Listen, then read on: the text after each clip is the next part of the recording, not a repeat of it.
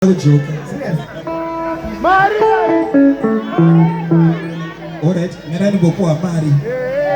Ndozoti. Kana kune chinhu chatisikaita mafanizi nacho imari. Saka a moment of silence.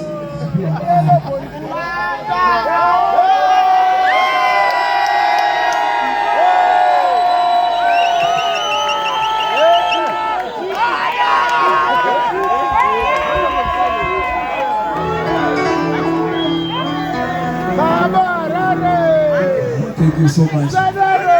Mwari wawedzere patapudzwa. Semunhu akuita kwese kuchechi nekubhawa. Tinoti Mwari wawedzere gomo. I declare a decree abundance in your life. Can I prophesy? Can I prophesy?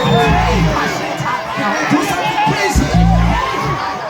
I declare a decree. Shout hallelujah!